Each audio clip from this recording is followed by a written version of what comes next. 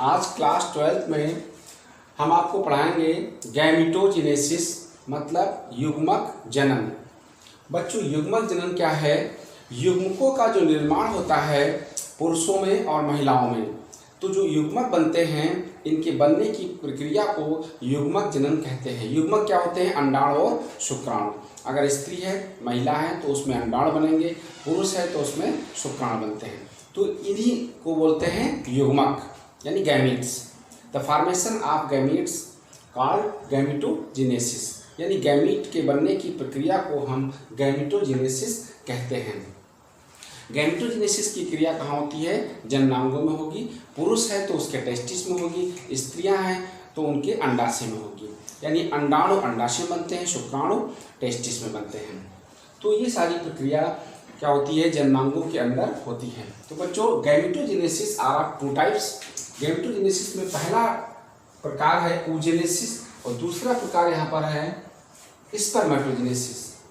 oogenesis मतलब आपका युग्मक जनन, स्पर्मेटोजेनेसिस मतलब शुक्र जनन। यहाँ पर oogenesis क्या है? अंड जनन। oogenesis को हम अंड जनन कहते हैं और यह है शुक्र जनन। और गैमेटोजेनेसिस क्या है? युग्मक जनन। यह है युग्मक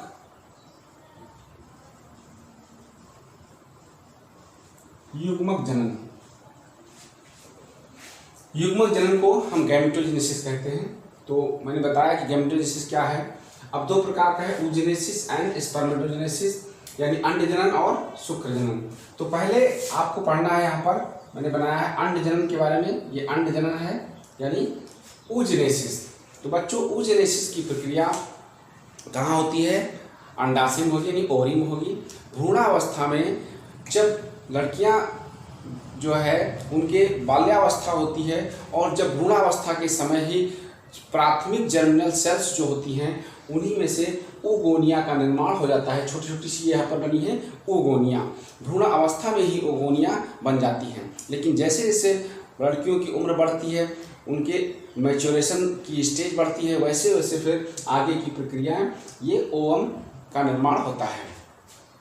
तो प्राथमिक जो ओगोनिया है, यहाँ पर ओगोनिया वो प्राथमिक जर्मिनल लेयर से, यानी एपिथेलियम की जो जर्मिनल लेयर होती है, अंडाशय के चारों ओर की जो लेयर है उसको जर्मिनल लेयर्स कहते हैं, जर्मिनल एपिथेलियम कहते हैं। उन कोशिकाओं से क्या होती हैं? ये ओगोनिया बनती हैं। यहाँ पर देखिए जर्म सेल्स, मैंने लिखा है जर्म सेल्स, यानी ये जो जर्म सेल्स क्या है? जर्मिनल एपिथेलियम से बनेंगी। तो एक जर्म सेल से, यहाँ पर मैंने एक जर्म सेल्स ये बना रखा है और जर्म सेल्स के अंदर लिखा है 2n। यहाँ पर 2n मतलब ये कोशिका क्या है? द्विगुणित है। कोशिका क्या है? द्विगुणित है। अर्थात इस कोशिका में क्रोमोसोम की संख्या 46 होगी, मतलब 46 होगी। मनुष्यों में क्रोमोसोम की संख्या 46 होती है, 46 होती है, तो वो कोशिका क्या है? द्विगुणित है। लेकिन यहाँ पर देखिए 2n, उसके बाद नीचे हो गया n, मतलब कोशिका में क्या हुआ? अर्धसूत्री विभाजन हो गया। तो कोशिका क्या हो गई? आगुणित हो गई। पहले यहाँ पर कोशिका द्विगुणित है यानी 2n है, यानी क्रोमोसोम की संख्या 46 है, 46 है इसमें इस कोशिका में। उसके बाद ये कोशिका दो भागों में बटेगी, यानी क्या होगा?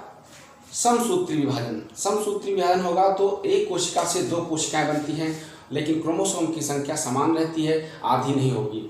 तो यहाँ पर देखिए एक कोशिका से दो कोशिकाएं बन गई हैं, एक ये, दोनों में फिर 2n लिखा है। 2n का मतलब क्रोमोसोम की संख्या उतनी है, यानी 46 यहाँ पर भी है, 46 क्रोमोसोम्स यहाँ पर हैं तो 46 यहाँ पर भी होंगे। ठीक, अब क्या है? ये कोशिकाएं फिर विभाजित होती हैं, फिर इनमें समसूत्री होता है, तो इससे दो कोशिकाएं बनेंगी और इससे दो कोशिकाएं बनेंगी।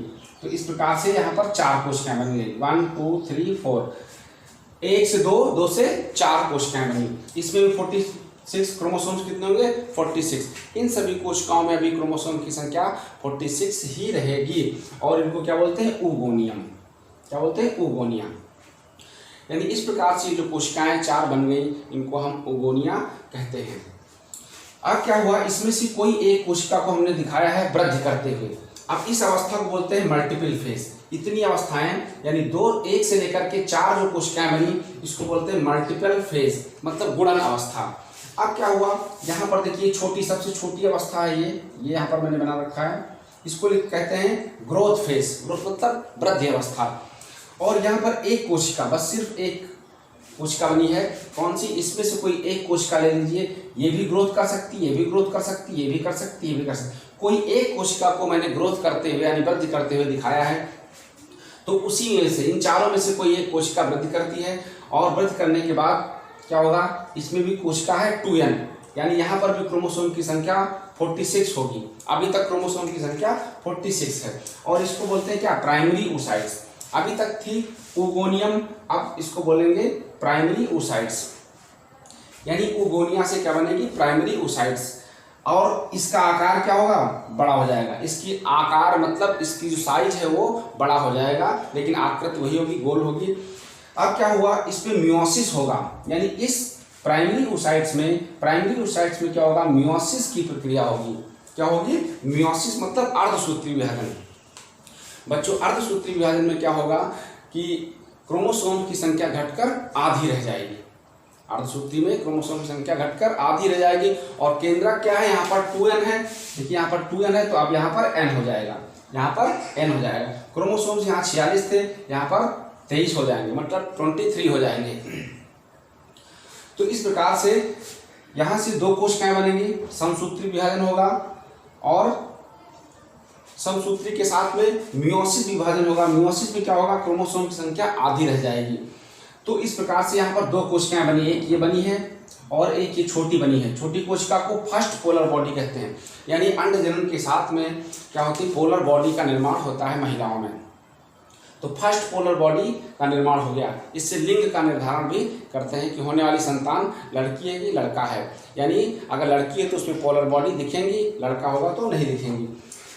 तो इस प्रकार से ये 23 क्रोमोसोम की संख्या हो जाएगी, कोशिका अगुणित हो जाएगी, यानी n हो जाएगा, और साथ में छोटी वाली क्या है, फर्स्ट पोलर बॉडी, और इसको बोलेंगे सेकेंडरी oocytes, इसको बोलेंगे सेकेंडरी oocytes। अभी यहाँ पर था प्राइमरी oocytes, और इसको बोलेंगे सेकेंडरी oocytes। तो इस प्रकार से अब फिर एक बार विभाजन होगा। विभाजन अब यहाँ पर फिर होगा कैसा, समसूत्री होगा। यहाँ पर अर्धसूत्री हुआ था यानी मियोसिस, अब यहाँ पर समसूत्री विभाजन होगा। फिर एक से दो कोशिकाएं बनेंगी, दो कोशिकाएं बनी तो उसमें एक बड़ी है एक छोटी है। ये क्या है, सेकेंड पोलर बॉडी, इसको बोलेंगे सेकेंड पोलर बॉडी। और ये क्या है, ओवम, जो दूसरी वाली बड़ी कोशिका है इसको हम बोलेंगे ओवम, मतलब अंडाणु। यही कोशिका अंडाणु कहलाती है। इसमें भी क्रोमोसोम की संख्या कितनी होगी, 23, यानी 23 क्रोमोसोम्स इसमें होंगे। जब ये अंडाणु शुक्राणुओं से निषेचन करेंगे तो उसमें क्रोमोसोम की संख्या 46 हो जाएगी। कब, जब जाइगोट का निर्माण होगा, यानी अंडाणु शुक्राणु जब आपस में निषेचन करेंगे तो 23 होंगे ओवम के, 23 होंगे स्पर्म के। तो कोशिका द्विगुणित होगी यानी जाइगोट बनेगा। जाइगोट कैसा होगा, द्विगुणित, और क्रोमोसोम की संख्या हो जाएगी 46। जाइगोट से भ्रूण बनेगा, भ्रूण से बच्चा बनेगा, और वो बच्चा जो होगा 46 क्रोमोसोम्स वाला होगा। यानी मियोसिस की प्रक्रिया यहाँ पर होना आवश्यक है। अगर मियोसिस नहीं होगा तो क्रोमोसोम की संख्या 46 से 23 नहीं होगी। तो यहाँ पर भी 46 रहेगी, ओवम में भी तो 46, और शुक्राणु में 46, अंडाणु में तो 92 हो जाएंगे, 92। तो फिर निषेचन जो होगा वो सामान्य निषेचन नहीं होगा, और बच्चे का निर्माण फिर नहीं होगा, और कोई ना कोई इसमें समस्याएं या म्यूटेशन उत्पन्न हो जाएगा। तो इस प्रकार से ये ग्रोथ फेज थी, मल्टीपल फेज पहले थी, फिर ग्रोथ फेज, ग्रोथ में इसका आकार बड़ा होता है, और लास्ट में मैच्योरेशन फेज। ये है मैच्योरेशन फेज नीचे वाली, इसमें क्या होती है, मैच्योर होता है। ओवम क्या है, ओवम जो बना हुआ है ये मैच्योर होता है, यानी परिपक्व हो जाता है, यानी उसमें जितनी भी कोशिकाएं हैं बाहर की लेयर्स, और उसके अंदर जो कोशिका है, केंद्रक है, और उनका जो है पूरा मैच्योरेशन हो जाता है, ये तैयार हो जाती है निषेचन के लिए, और ग्रेफेन फॉलिकल से फटने के लिए रेडी हो जाती है। ग्रेफेन फॉलिकल्स के अंदर ही इसका निर्माण होता है। ओवरी के अंदर ग्रेफेन फॉलिकल यानी पुटिकाएँ बनती हैं, उसके अंदर अंडाणु का निर्माण होता है, और फिर ग्रेफेन फॉलिकल्स फटती है तो फिर वो ओवरी से बाहर निकलती है। तो इस प्रकार से ये था बच्चों, क्या है, oogenesis, यानी oogenesis मतलब क्या था, अंड जनन की क्रिया। ये अंड जनन की प्रक्रिया है। आप नेक्स्ट वीडियो में बताएंगे स्पर्मेटोजेनेसिस मतलब शुक्र जनन। Thank you.